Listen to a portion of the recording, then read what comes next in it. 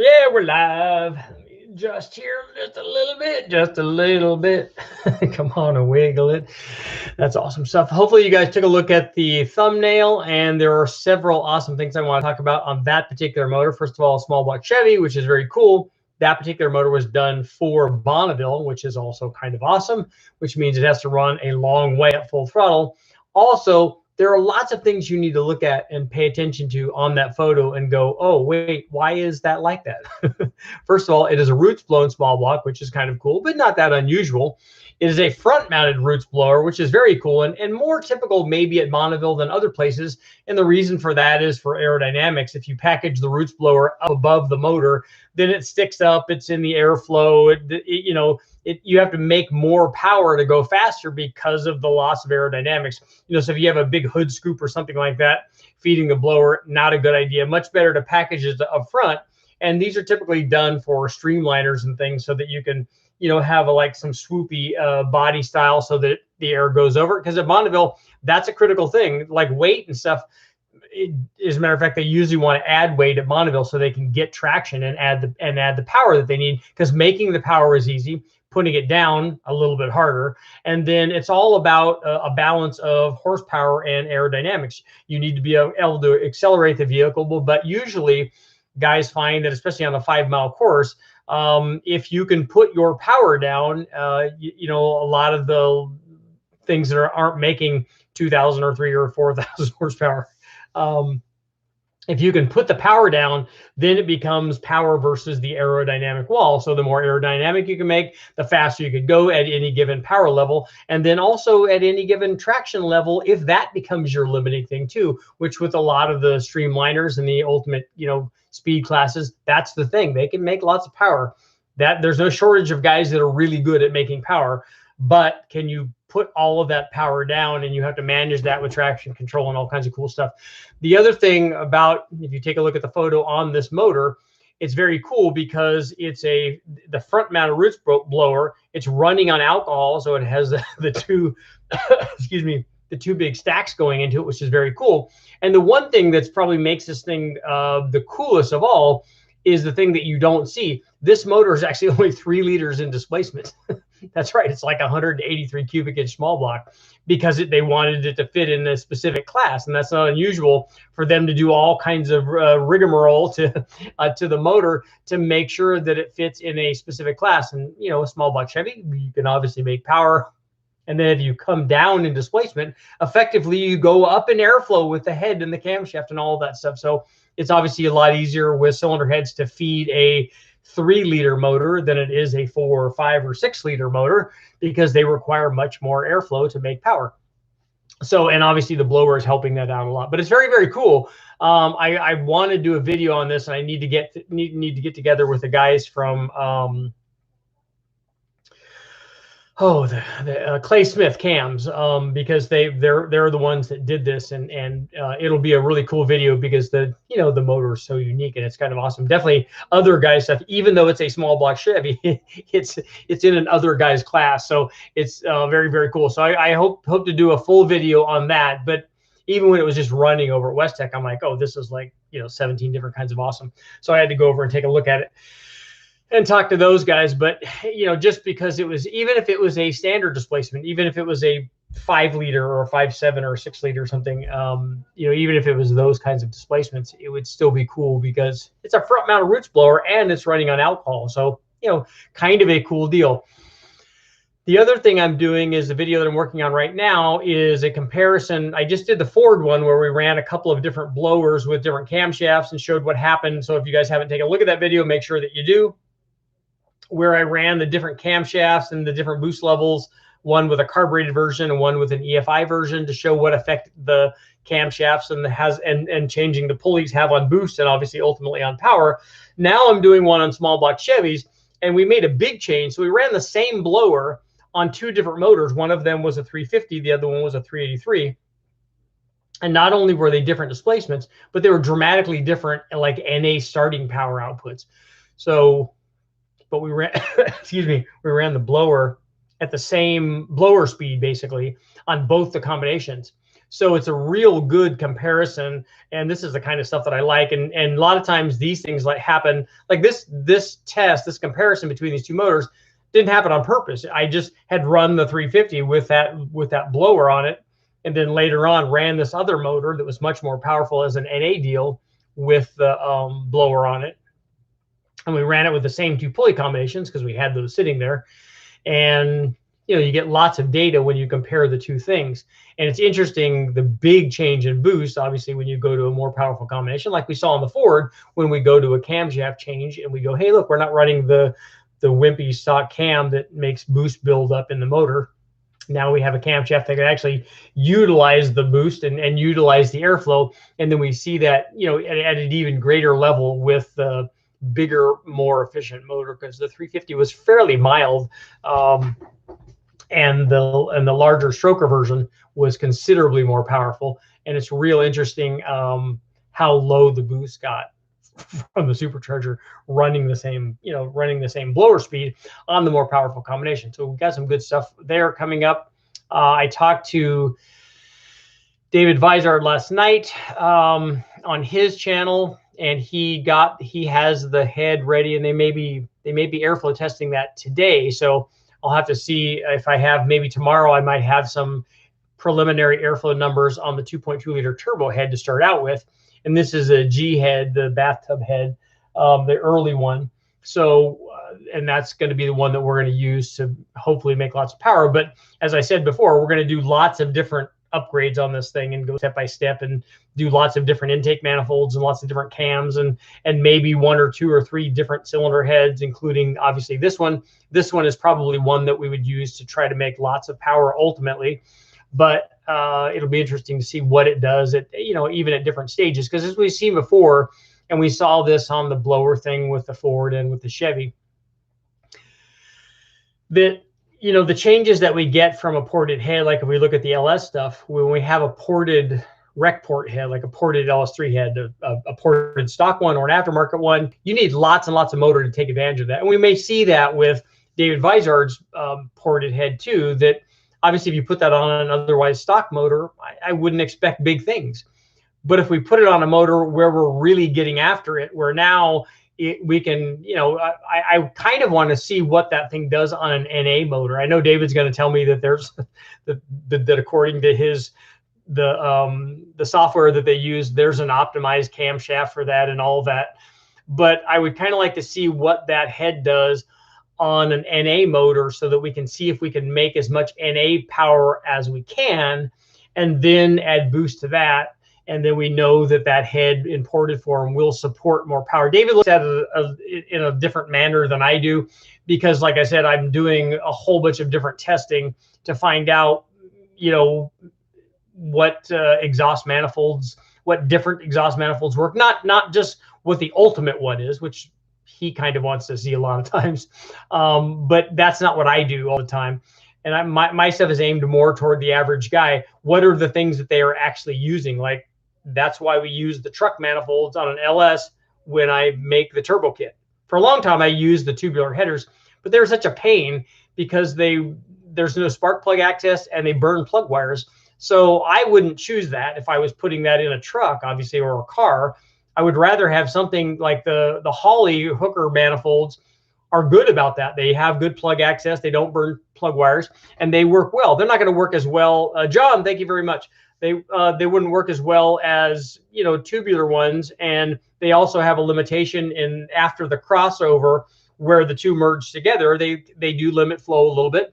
But the stock truck manifolds are also not ideal, but you can make a bajillion horsepower out of them and they fit and they don't burn plug wires and they have access to all the plugs. So I would use it just for that.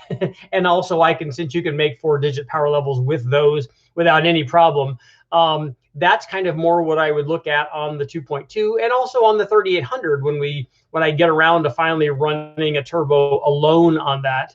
I'll probably use factory exhaust manifolds, especially after seeing how little the headers did on the 3800 Series 3 motor. And I've also tested on a Series 2 motor and I got similar stuff. I wasn't 100% confident on the test because I thought that I did something wrong, but it turns out that that's kind of what we saw on both instances, so I think it's fairly accurate. I don't think we see a big number there, at least we didn't at the power level that we were at. Now I want to test that at a higher power level on the supercharged combination, but we can make, it just shows me that we can make a lot of power with the stock exhaust manifolds running into a turbo, especially if I wanted to run the stock exhaust manifolds into 2 turbos, and then we know that there would be even greater flow potential. I might make, we might make some kind of header for it or exhaust manifold to run a turbo, but I just don't know that I could use the tubular headers that I have for the 3800 and just run a turbo off of that. But I honestly don't know how much of a gain we would get. Maybe for the big bang thing that I ultimately want to do on the 3800, we might use that. But again, we have so much turbo. We usually have way more turbo than we have motor. so the fact that we had a better exhaust, I don't know that that's really going to come into play. And I don't know if it would come into play on the Big Bang LS motors either. We may have been able to do what we wanted to do running the stock exhaust manifolds. But I have to say that the thing does sound better with the tubular headers on the Big Bang stuff, and it seems really happy and makes really good power. I just wish that I had a set of tube headers like that also had, plug wires that they weren't being burned, and also access to the spark plugs when we want to take them out and check them for various reasons. So John, let's get to your question here. What is worth it on a small block Chevy 383 Ford when turbocharging a 2 to 4 bolt conversion? Iron caps or nodular iron caps? Honestly, I think you're worried about the wrong thing there, because I don't think that the cap metallurgy is going to come into play on what you're doing there, unless you're trying to go for all of it. And in that case, I don't think that that's the motor that you would be building. Like, are you building a sub 1,000 horsepower motor? Probably, I would guess, from if you're doing it with a small block Chevy. And if you are, you don't need to worry about putting billet caps or nodular iron caps or just iron caps. You don't need to worry about that. I think I would normally we start with a 4-bolt block, although we've done lots of 2-bolt stuff too and run plenty of superchargers and nitrous and turbos on those.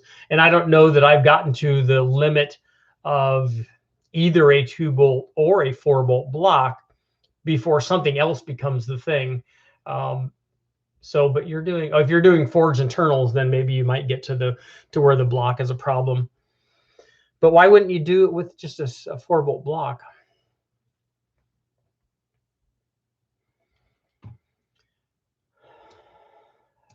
For the Fox body to hit 200, you can do more with less than what? Let's see. With a Fox body Mustang, how much wheel horsepower to hit 200?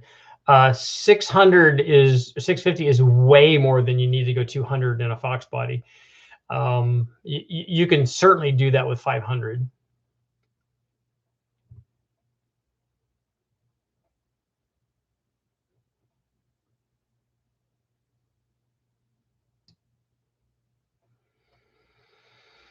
Let's see. Yeah, if you guys want to do some math, for somebody that wants to do some math, it takes 100% increase in power to get a 25% increase in speed. So you can start doing the math. You just need to know where to start. So if we assume, I know that my Fox Mustang, you can start out at whatever base number that you want. I know it would go 140, and I honestly think it would go like 145 or something.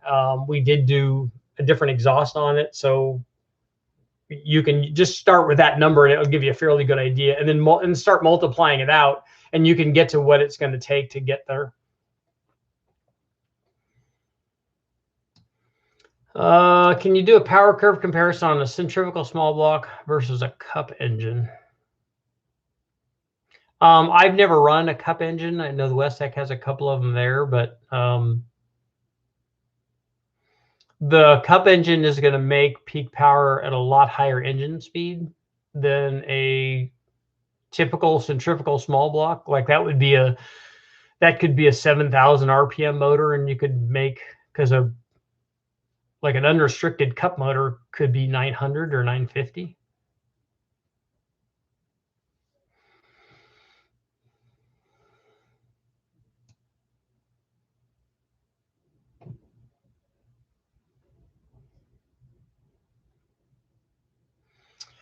Kevin, you need to figure out whether or not that 177 will provide 7 pounds of boost. First of all, does it have pulleys to do that on a 500 horsepower motor? Because you'll kind of see that in this test that I have coming up. We ran it on I think that the bigger motor that we ran was about 500 horsepower, and the first pulley that we put on there made 2 pounds. So, so if you have a 7-pound pulley on it and you're putting it on a 500 horsepower motor, when they tell you that it's a 7-pound pulley, it's a 7-pound pulley on a 300 or 350 horsepower motor. It's not a 7-pound pulley on a 500 horsepower motor. If you have the ability to speed the blower up, which we did, we just put a bigger crank pulley on it. We went from like a 6-inch to a 7-inch, and then that brought the boost up. But again, not to a lot of boost.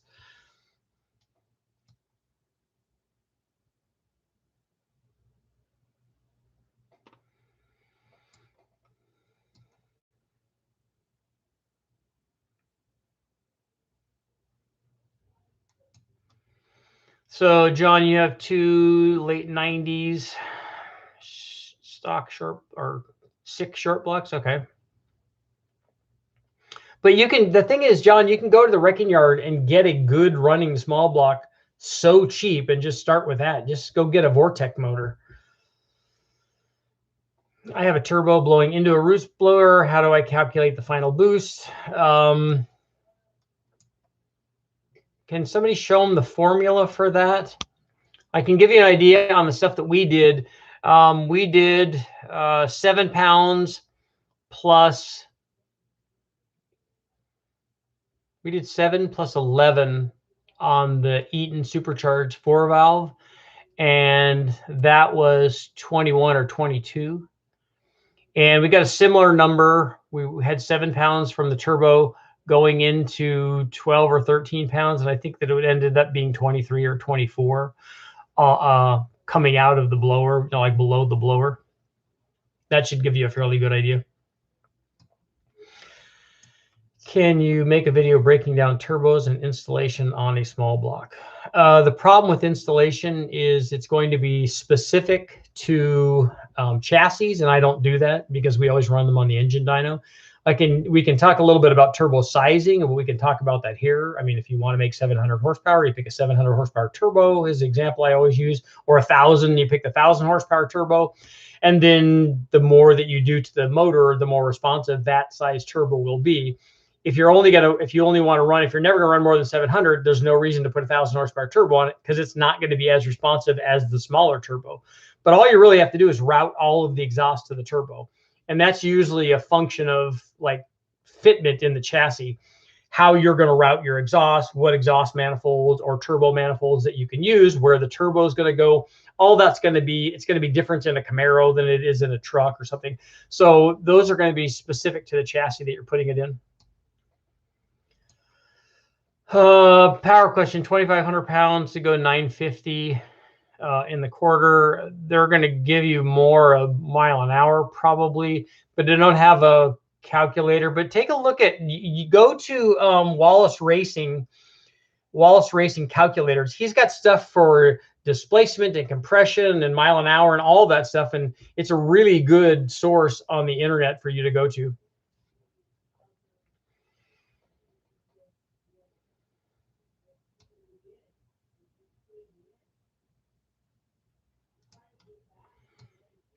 Let's see.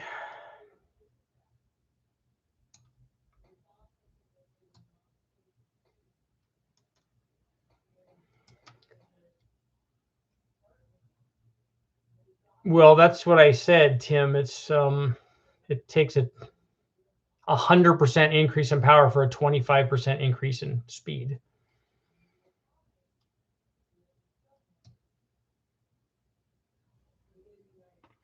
Any benefit of mounting a centrifugal supercharger to the end of the crank compared to belt-driven? Guys do that for packaging, and then also if they want to not worry about things like belt slippage. And they usually do that for much bigger blowers because there's a lot of drive loss associated with driving those bigger blowers at the higher power levels.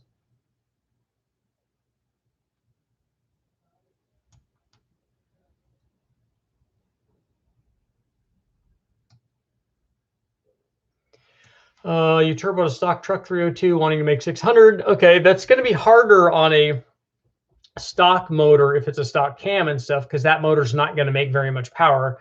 When we run those on the engine dyno, they typically make around 250. So to get it to 600, you're talking about, you know, getting up near 20 pounds of boost. It'd be a lot easier if you modified the 302 to increase the power output to start with.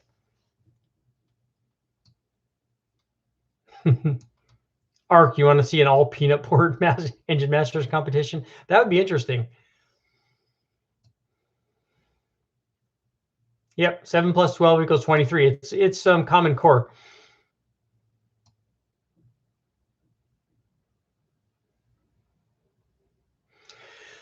No, the S480 isn't too big for 800. Certainly not 800 at the tire. Kevin, thank you very much.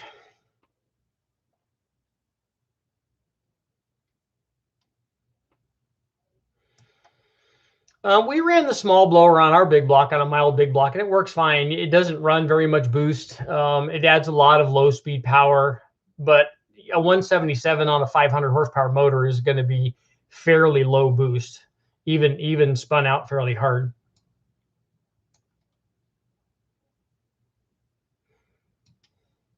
Yeah, Cutlass might have a good bit of room there.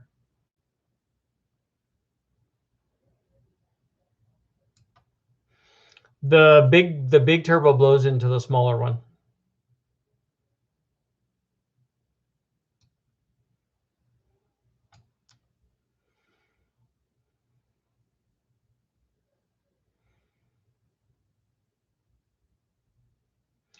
Tim, you can trust me on the calculation. It's accurate.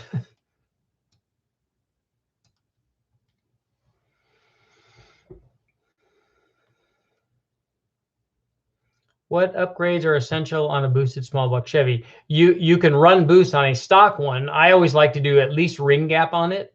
And when we have that apart doing ring gap, typically we'll do head studs, like ARP head studs and good gaskets on it. And then if it's carbureted, we would run a blow through carburetor on it. But other than that, you can run boost on stock stuff without any problem. Or you could upgrade to forged rods and forged pistons and go all in and do it that way too.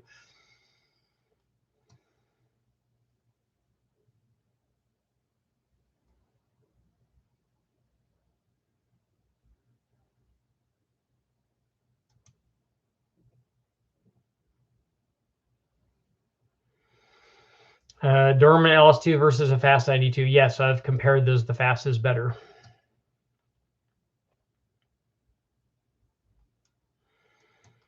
Well, what does your brother know if he's teasing you? Obviously, the videos give you good examples on how to make power.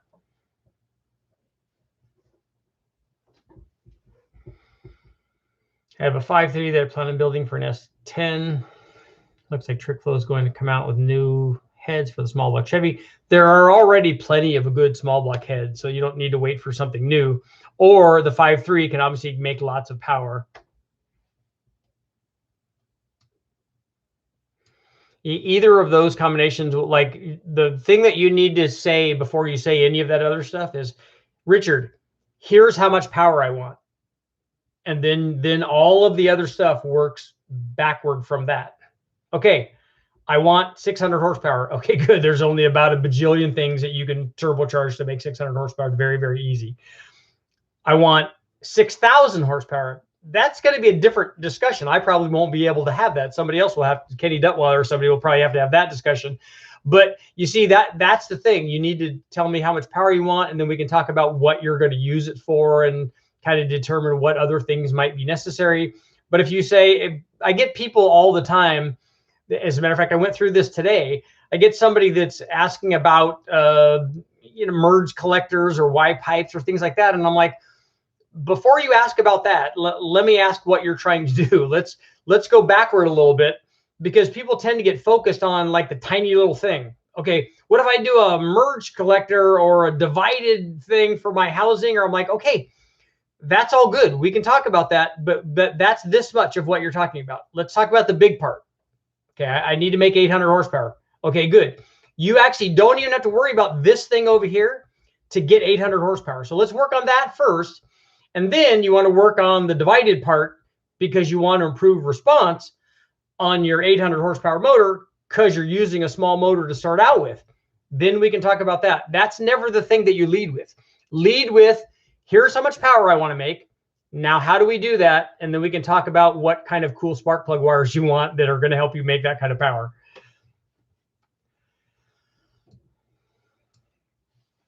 The 7875 would probably be 1,000 horsepower turbo on both of those combinations, but you can typically make a little bit more on the smaller motor, and that's assuming that you get to the flow rate of the hot side of the turbo before you get to the flow rate of the compressor side of the motor. The other thing that comes into play there is you have to look at the compressor map. If you don't get to the max the flow rate out of the hot side, look at the compressor map, because you might see a slight change in power. And I'd like somebody to actually show me how much this is if we went from a 74% compressor efficiency to a 67% compressor efficiency because of the motor that we chose and the relative boost that we saw. But you can change the position on the map based on the motor that you're starting with. So if you're starting with a V8 that makes 400 horsepower NA, as compared to starting with a 4-cylinder that makes 250 horsepower NA, it's going to require a lot more boost. So now, is the compressor map on that turbo efficient at that higher boost level? And maybe yes, maybe no. Maybe you're you're at a bad part on the map. Maybe you're running too much impeller speed. Maybe you're out of the efficiency island. Maybe you're in the good part of the efficiency island because that particular turbo wants to run that kind of pressure ratio. You don't know that, and you also don't know that if there's no maps for that turbo, which is very common on all of these like low buck turbos.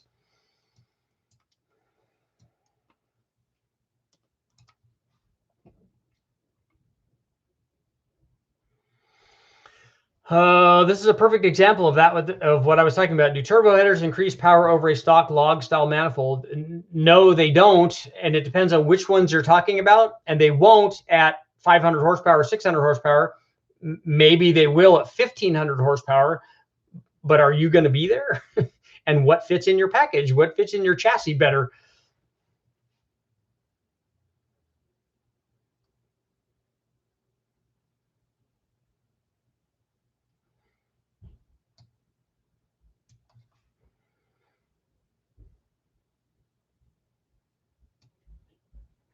How do you tune a turbo on a carbureted system? Is it the reverse of that question? Are you asking how we tune the carburetor on a turbo application? We use a blow-through CSU carburetor we normally tune it with jetting, and the boost reference power valve is a combination of those things. We don't tune the turbo to the carburetor. It's kind of the other way around. I'm sure that's what you mean. 5.4 Big Bang test. That's not going to happen. 100 shot on a Mustang, 100 shot on a 5-liter Mustang feels like 1,000 shot because you're only starting. I mean, you've increased the power but by almost 50%. So it's a very noticeable power up. But even a 75 shot on a 5-liter Mustang is good. Even on a 4.6 2-valve Mustang, 100 shot is pretty good. 150 is even better. 100 shot on a new Coyote doesn't feel nearly as impressive as it does on the 5-liter Mustang, because it's not, as a percentage change, it's not making as much of a difference. And the nice thing about having a more powerful NA motor, like doing it on a Coyote, you can add more nitrous to the Coyote than you can to the 5-liter Mustang, to a stock 5-liter Mustang, if you're comparing them stock to stock. Throttle body injection, dual plane versus single plane. The throttle body injection has no effect on what the intake manifold does, as long as you can get the throttle body injection to work with both of those manifolds, which isn't always the case. At least it hasn't always been the case for us.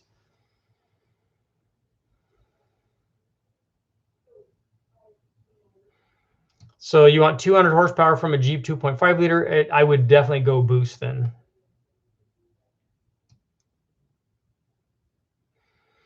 The motor in the thumbnail is a Bonneville small block Chevy. It's a small block Chevy, but it's only 3 liters in displacement, and it has a front mount roots blower that's alcohol fed with 2 stacks on it, which is awesome.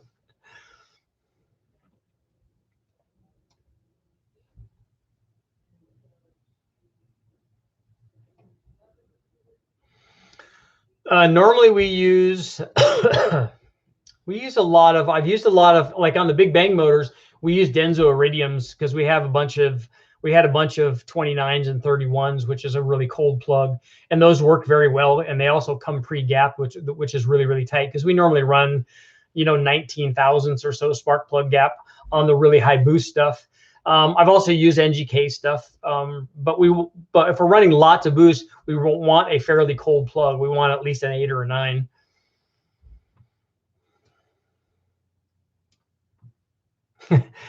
Yeah, they're not going to do another person on Engine Masters. It's already busy enough trying to get the 3 people there, everybody in frame and talking and stuff.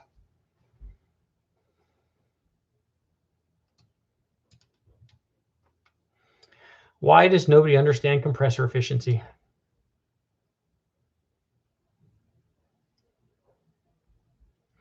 What I want to know, and I know what people tell me from their math equations.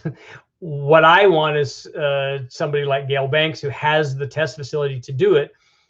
I want them to show me a structured test that shows where they ran it at 64% versus 68%. The problem with doing that is you're probably changing at least 2 things. Unless you can structure it so you change a turbo where the turbo does that, where you're running the map on one turbo at the same boost level in one efficiency range, and it's different on the other one. But then also you have to worry about it not changing the hot side and having more back pressure. And if there was a change that you saw, what are we seeing? Like I said, the math people will show, well, the chart temperature is going to go up this amount with this compressor efficiency. And I want to see what it does in the real world, because that's where we all live, and we don't live on math calculations. And that's why I don't like simulators either. The simulation programs are good ideas to give you an idea on what direction to go, but they don't tell you the same thing that driving it at the track does, or driving it on the street, or driving on a chassis dyno, or even an engine dyno. They just don't give you the same thing.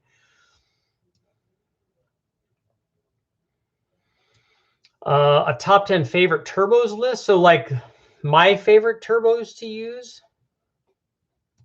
I am going to do a turbo video that's going to cover breakdowns of turbos for different power levels. And I think that will give people a better idea.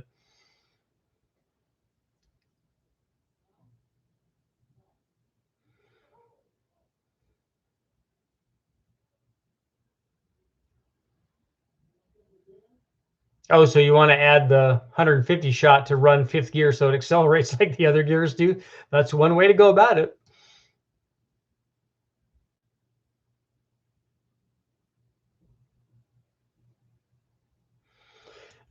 Bruce, what you'll find out, I've done testing NA and supercharged blow-through stuff on single plane and dual plane carburetors, and there's distribution problems on both of those, by a lot on both of them. And so neither one of them are going to be optimum. What you need is an intake manifold, like a factory intake manifold, like a factory EFI intake manifold, where all the runners are the same length. And then you'll get much better distribution. But even on that, a lot of times you have to go in and do, if you want to do individual cylinder stuff, you can do that and make them even, because sometimes they're not, even when all the runner lengths are exactly the same.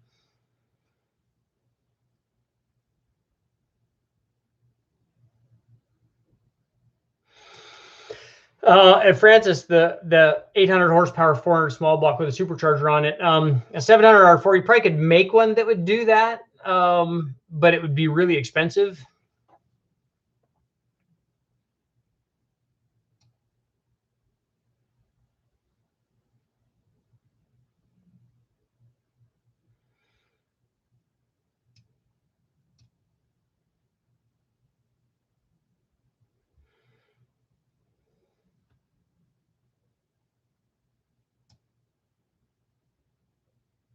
So to control how much boost you want, you just change. No, that's not right. The amount of boost, right? The amount of boost that's supplied by the turbo is a function of the wastegate. That controls the boost. The jets just control how much fuel goes into it when the air goes past the carburetor. The boost is controlled by wastegate, and the wastegate basically effectively is just a big exhaust leak. So what it does is when the boost gets too high, it opens up and stops some of the exhaust flow to the turbo, and that limits the boost pressure supplied by the turbo. So that's what a wastegate does, and you just run a boost line to the bottom side of the wastegate or to a controller, and you can also use a controller to do that.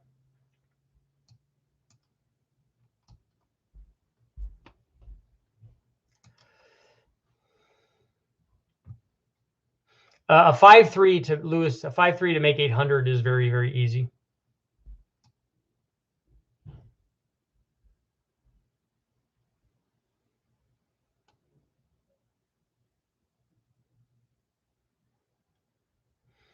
Couldn't get a new transit van without waiting 6 months. That seems like a long wait time.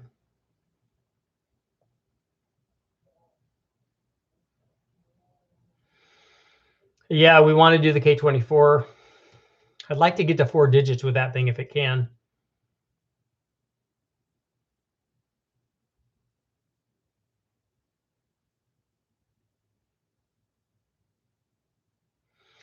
The mount that you hammered in the log manifolds is not going to affect power. Take a look at if you haven't seen the Engine Masters video that they did where they hammered in the headers to see how, at what point they had to hammer them in to hurt power. And they almost had to close them off altogether for it to hurt power. So I wouldn't worry about that.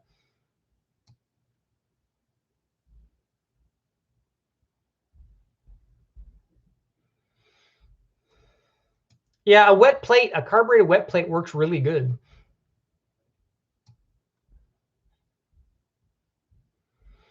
I know. I'll get the green screen thing. I'm ordering some lights for it. We went to Best Buy to try to find some stuff, and I couldn't find anything, so I have to order them.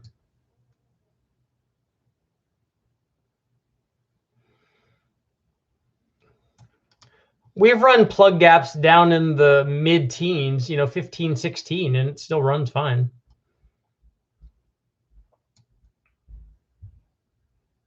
And I've run really cold plugs too. We've run 10s heat ranges, and people were like, "Oh, that thing's gonna misfire." It doesn't misfire. The thing sits there and idles just fine. I want to make 550 to 600 NA with my LY6. I want to bore and stroke it. So 4-inch crank, so it's going to be 408.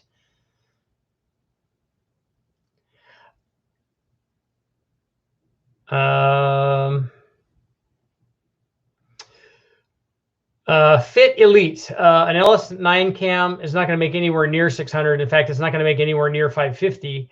If you make a 408 out of it, that's going to help.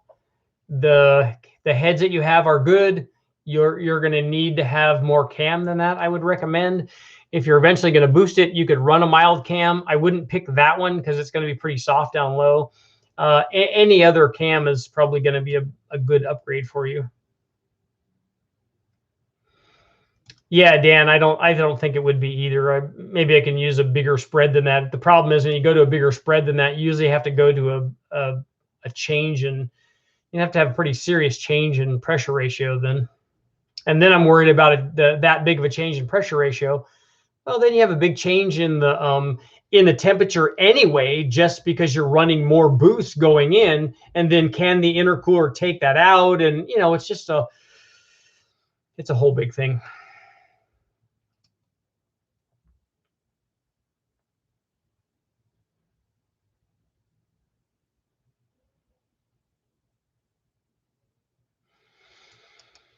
Yeah, high compression 327, especially on E85. The blower, the little 177 blower, especially when you spin them up, they're really going to like E85. That's going to work well.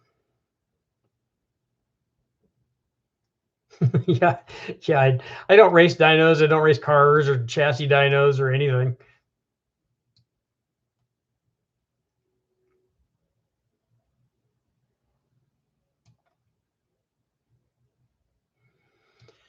What's the most power you've made with a stock small block Chevy? I can't remember. I think we've done, are you talking about just a stock block or a stock bottom end? I know we've done 1,000 horsepower with a stock block, but I've never done a stock bottom end like a Big Bang kind of thing.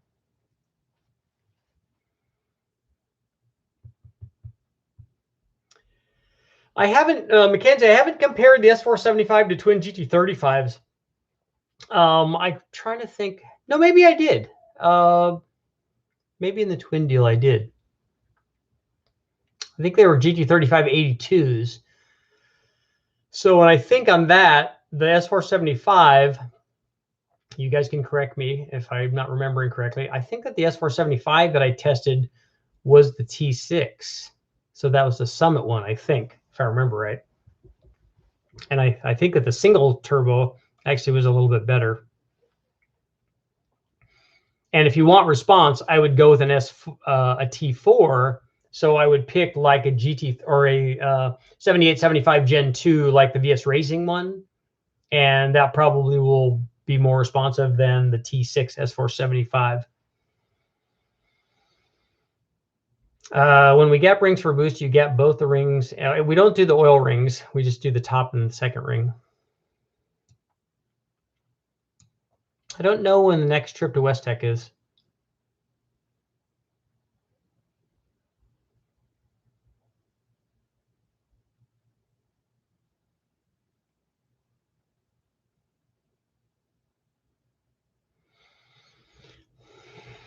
You have a 496 that makes 805 horsepower. It seems like a lot for a 496. You must be really spinning the heck out of it.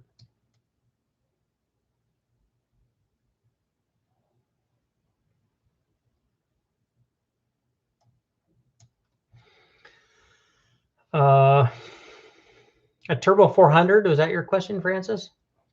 That's typically what guys go to for high power stuff.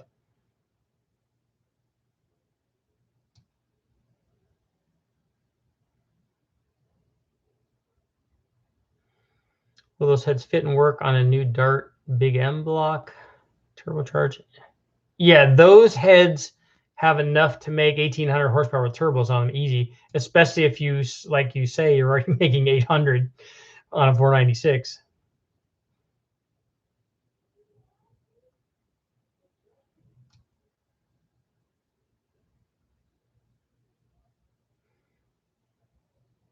I'm not familiar with the Big Bang stuff.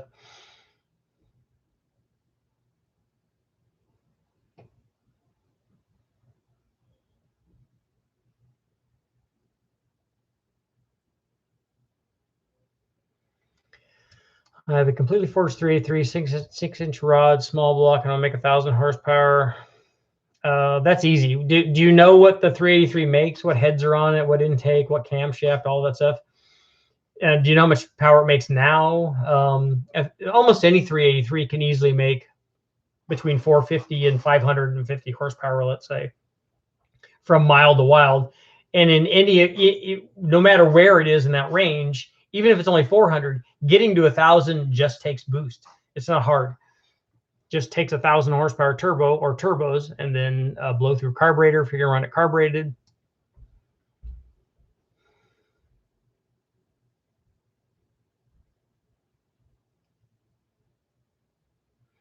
Overbuilt, did you send me the information on the Sprint? Is that what you're referring to? The only time, Mike, the only time we've ever done indexing spark plugs is when we needed to do it because of a dome piston, but not indexing them for power. I've never seen anybody show me where they've indexed a spark plug and it changed the power output.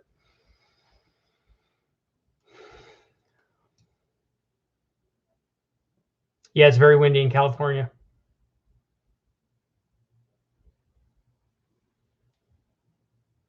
Does 100 shot of nitrous still equal 100 shot at 14.7 pounds? Assuming that you keep the boost exactly the same, 100 shot is still 100 shot. What happens a lot of times on nitrous is that 100 shot can be more than 100 shot because it also changed the boost. And that's what we saw when we used nitrous as the intercooler, which, by the way, doesn't work very well. Even though nitrous is very cold, there's not very much of it to cool the charge air.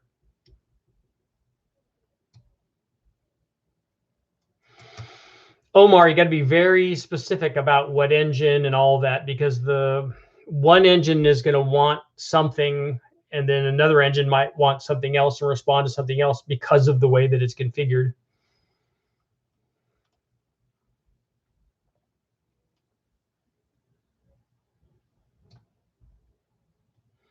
See those, Dan, those windmills are just pumping out the energy right now.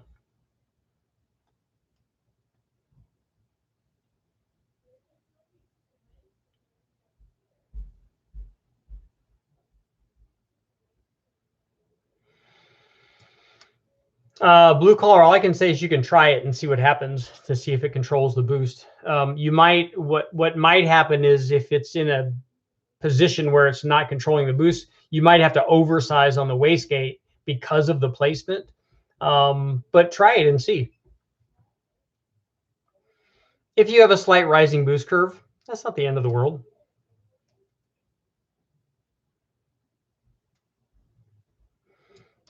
Best Customs talk about parasitic loss from flywheel to wheel horsepower. I can tell you that it's not a strict percentage and that it changes based on what dyno you use. And also it changes. There's a big change. A lot of people don't realize that the way that you test it on a chassis dyno and on an engine dyno is different, because a lot of people think, oh, well, it's losing this amount through the transmission and rear end and axles and tires and all that. But also the engine itself is now different when we put it in the chassis dyno. Normally it runs hotter in the chassis dyno. It doesn't have usually optimized airflow all the time. It normally has accessories on it that it didn't have. Might be driving a power steering pump or that, all of that kind of stuff. So all of those things, and it might have a full exhaust, which we didn't run on the dyno. So all of those things are not related to parasitic loss at all. I mean, the drive accessories would be, but the other things might change power, and you may attribute them to parasitic loss, but they're just a change in power from a change in configuration. So, lots of guys like to use different numbers, but there's no percentage because there can't be, because it's never a strict percentage. Different things, different kinds of transmissions have different fixed amounts of power that they consume with a very small, this is the way that I think, and they have a very small sliding scale with friction as you go up in power. But if you have a 10,000 horsepower motor, you're not losing 2,000 horsepower to the drivetrain because it's not it's not a strict 20%. The other opposite end of that is I always tell people, okay, well, if you are, we put a lot of guys run the trophy truck stuff here, and so the power output might go down from 850 horsepower to 650 horsepower, let's say, because of they have big, heavy tires and wheels on them, big differentials, big, because it's got to last. It's got to be really strong, big transmissions, all of that stuff. So let's say it's whatever that percentage is. Okay, now we take that motor out and we put a Honda 1.5 liter VTEC motor in there and try to drive that drivetrain. Are we still going to get that same loss? Is it still going to be that same percentage? It's not going to be, and that's why I'm saying it can't be a strict percentage. So what normally happens with us, if we were on a typical motor on the engine dyno, it's going to lose 100 or more horsepower when it goes on the chassis dyno.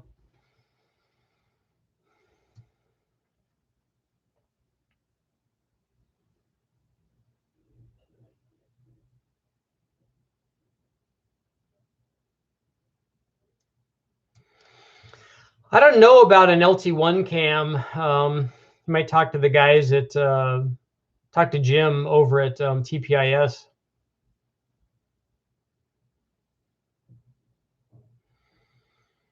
I've never tried, Tim, I've never tried single digit plug gaps, but I guess you could keep trying that. I think he should look at something else if he's getting down that low. He should start looking at dwell time or spark energy or something.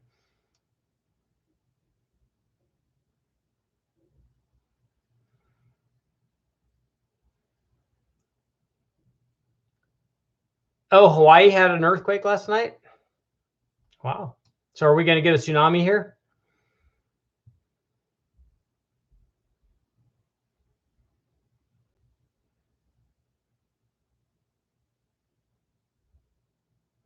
Yeah, Dan, had to run index plugs on when we put airflow research heads on the big dome on the DZ302 motor that we had to notch the dome a little bit and then had to index the plug so it would work. And the way that we found that out was to break a bunch of plugs when I tried to run it to begin with, because I just screwed them in there. And, obviously problems ensued.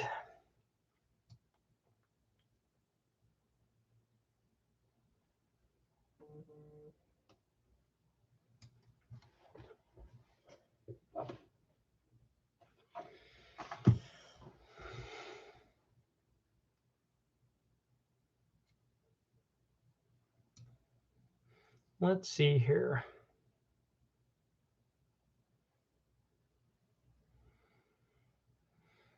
The cams on the 4200 will be coming from the guys at Schneider.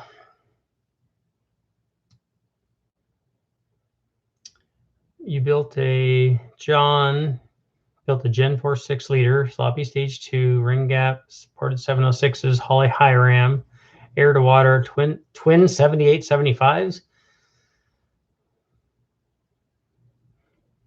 Well, twin 7875s can be 2,000 horsepower. So if you're able to successfully run everything that those turbos will do, you're going to be above 1,500.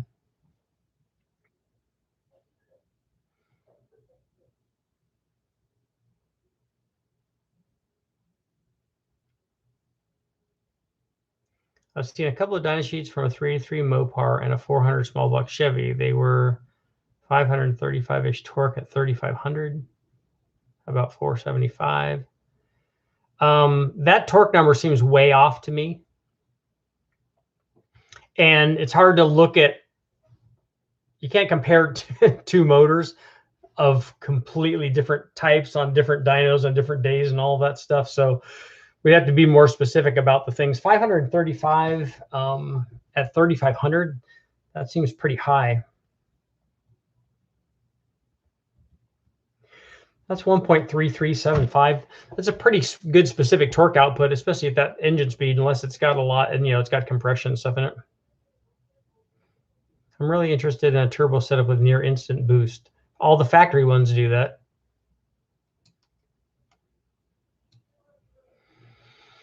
Yeah, Northern California is probably getting cold. You compare to 400 small block Chevy and a 383, not with the same parts on them at all. But it's pretty easy to do with just math, right? If you're making 1.5 horsepower per cubic inch, you can just take the difference in that, the 17 cubic inches, and then you multiply that by 1.5, and you see how much more power the bigger motor will make.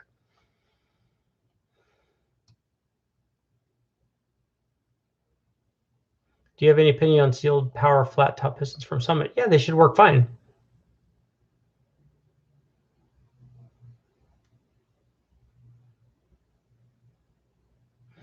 My engine has a Dart iron, Eagle head, 215, and Team G intake. Yeah, that's as long as you have a decent cam in it, and as long as the motor makes 400 or 450 horsepower, making 1,000 is not a problem.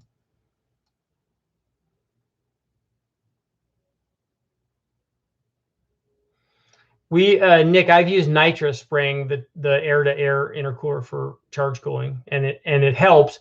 And I'd rather use CO2 because it's a lot less expensive, but it doesn't work as well as, or didn't work as well on our test, maybe because we have a lot of airflow in the engine dyno, but it didn't work as well as ice water in an air-to-water intercooler. Yeah, the tire thing, Dan, is giant, especially on some of these trophy trucks. I mean, some of the wheel and tire combinations are just huge, and they take up a lot of power. Because if you take, and I wanted to do that test, I wanted to do a chassis dyno test where we took the giant trophy truck wheel and tire combination off and put a standard size wheel and tire on there and see what the difference is. Because I remember doing that test long ago on my. I did it both on my Civic and on my Toyota Yaris because I got a set of 18-inch tires for my Toyota Yaris from TRD. And we put those on, and the car felt a lot slower. So I thought, well, I better do a back-to-back test to see how much that feel actually is. And it was quite a bit. It was like, I want to say it was like 8 or 9 horsepower at the tire. It was quite a bit.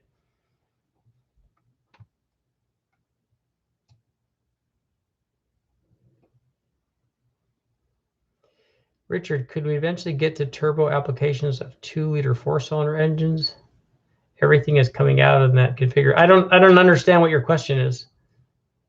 Can I turbocharge 2-liter motors? I've done lots of those. The Bonneville records I set were almost all with 2-liter engines in the Honda and the Civic. I've done lots of the Ford Focus stuff, K-Series stuff, lots of it.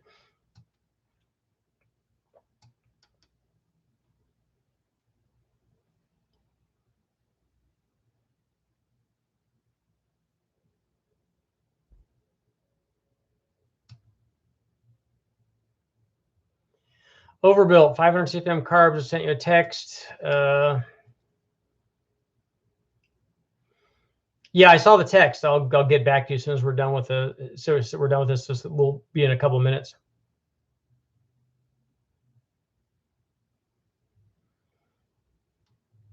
Ron, if you're looking for power, the Hemi is going to make a lot more power than a Magnum is, and it's going to be a lot less expensive to do because any Gen 3 Hemi that you get from the wrecking yard already has basically race Magnum heads on it. I mean, they already work very, very well. Especially if you get a much later one that has an Apache or an Eagle head on it.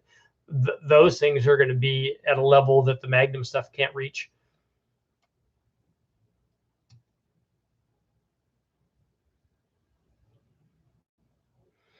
I don't use ARP main studs very often, but ARP head studs a lot.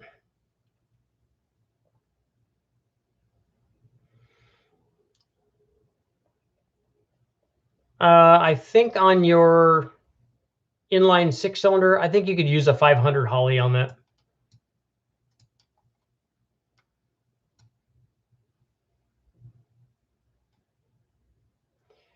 Let's see. Just overbuilt, just a tip for the tip drawer. Thank you very much.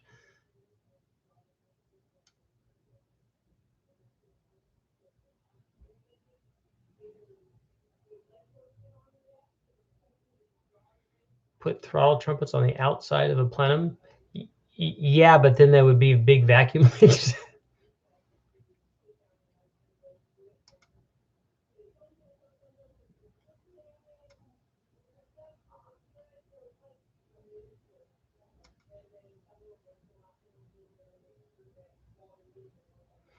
I haven't got numbers yet on the 2.2. It's not ported yet. I haven't got the stock flow rate yet.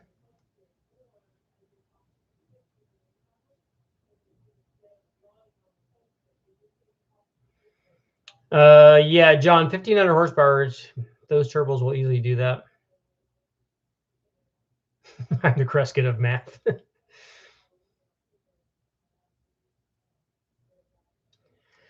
Yeah, 1.71 pounds feet per cubic inch. That's a really big number.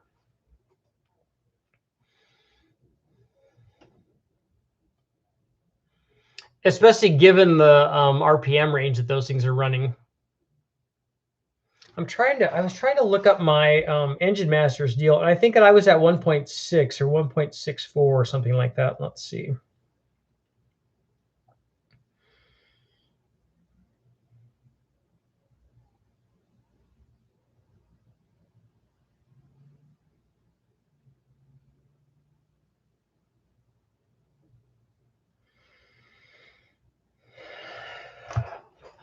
Yeah, I think I was almost at 1.6.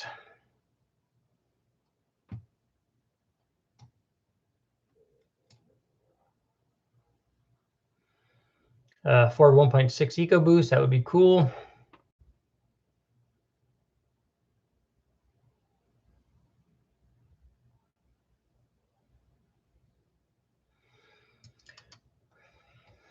Brenton, you got an RB30. Those are cool. I've got an RB25. Hope we'll be using stuff on that. And I'm going to run air to air and air to water on it. Spray the intercooler with windshield washer squirters. That works good because it's a cheap way to do it, and you already have the reservoir and you already have a pump.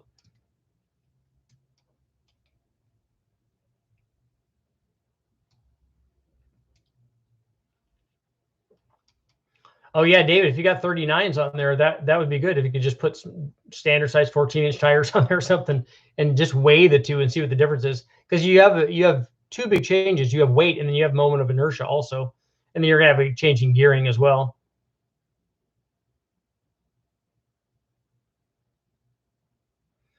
I want 600 horsepower at the wheels on my 76 4x4 6-liter 243 Trailblazer SS.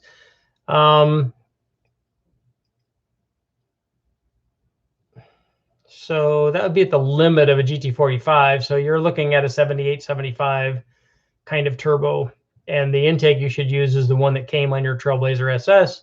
Injectors are going to be 80s or 1000s or 1500s.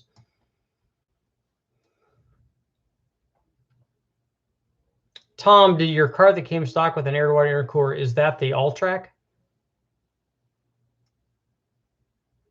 Nitrous works well inside before the intercooler through the system.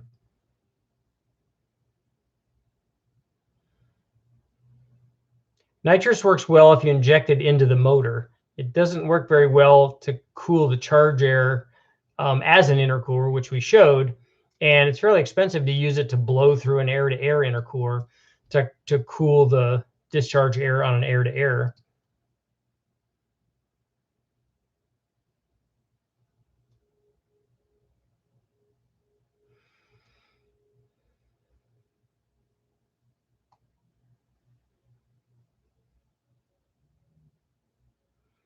Mike, you found a 410 Windsor with AFR heads on it? Oh, I thought you were talking about you found one from a pick apart. Yeah, all that combination for a pulling pickup. Are you talking about like competition pulling? Because I was going to say that's a lot of camshaft, but if you have the RPMs up, then that will work.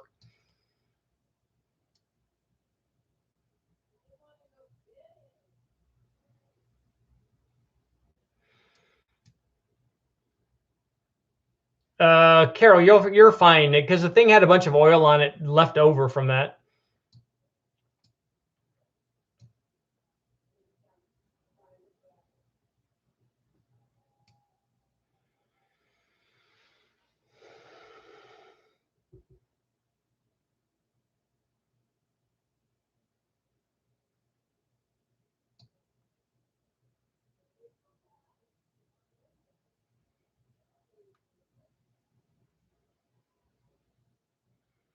You're running the throttle body after a twin screw blower?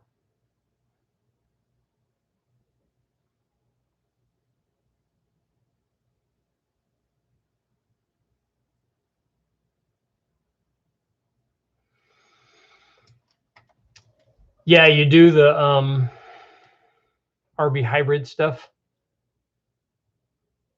So those are the stroker RB motors.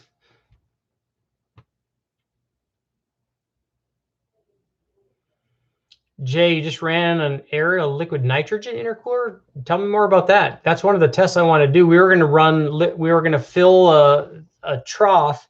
We were going to put our air-to-air intercooler in there and then fill the trough with liquid nitrogen and see how much colder we could get it doing that.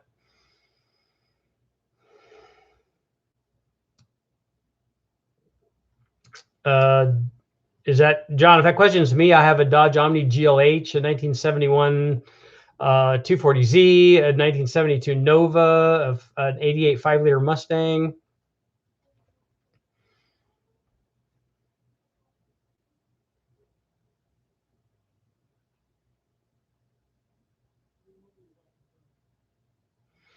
Yeah, if the carburetor works good, then it works good. And especially if you're not asking it to, if it's a really mild motor, going with a bigger carburetor isn't always the way to go. Isn't the RB26 head better? An RB26 though is really, really expensive compared to an RB25.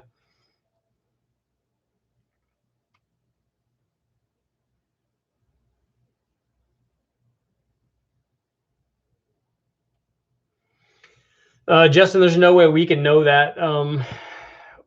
With unknown ring gap, we don't know what the ring gap is, and just adding a turbo on it with water meth. I would recommend an intercooler. I would recommend E85, and you can run more boost with that stuff than you can without it.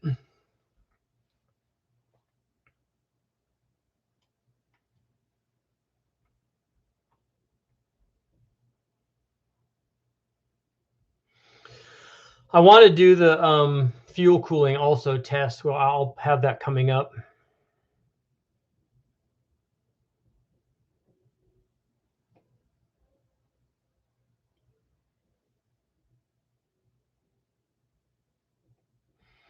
John, the Dodge Omni is I'm building engines for that. The Z is supposed to get the RB or an LS. The Nova, we don't know which engine's going in that yet.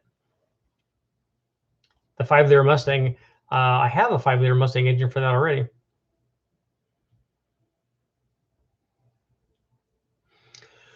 Okay, one more question.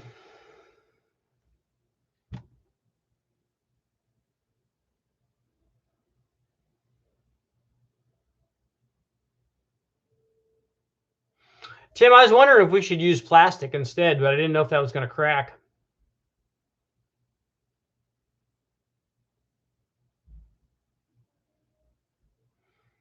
I don't know what a New Holly Hilborn EFI is.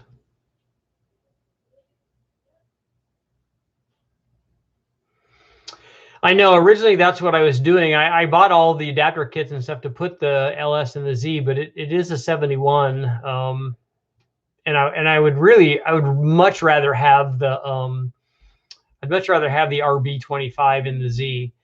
And if I was going to do a Z car swap, I'd rather do a 280 and not an early 240. I know I would have liked to have been the host for Pinks.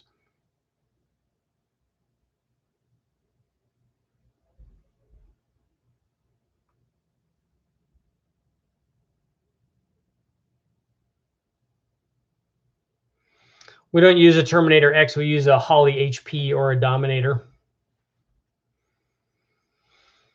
An Atlas 4200. I don't think that's going to fit in the Z. I don't think I would do a ZX. I think I would do a 280Z. I'd still stay with the earlier style, and the earlier suspension.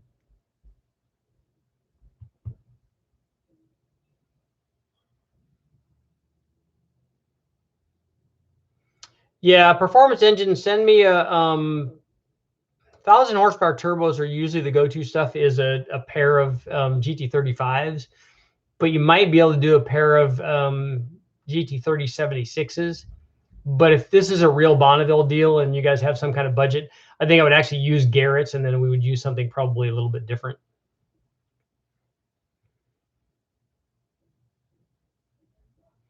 I just like the way, and this will be the last comment, I just like the way that the RB motor looks under the hood of the Z more than the LS. And, putting a V8 in a Z back when they weren't worth anything was, a different thing. Now they're worth, especially a 240 is worth so much money that I feel bad doing that. And so I would feel less bad. And it's not a car I want to race around anyways. I don't want to put a big rear end in it and all that stuff. An RB25 with a turbo on it, even it made 300 of the tire or whatever, which is fairly easy to do. It also looks really cool. An RB motor has the right kind of visual appeal. So that will do it for me tonight. Hopefully you guys got some good information. I know I always do when I come. Hopefully you guys have taken a look at the last video I posted, and I'm doing the small block Chevy one, which will be interesting because it's very cool to put a blower on a motor and see it only make 2 pounds. That's coming up. Thanks for showing up, guys. I will see you later.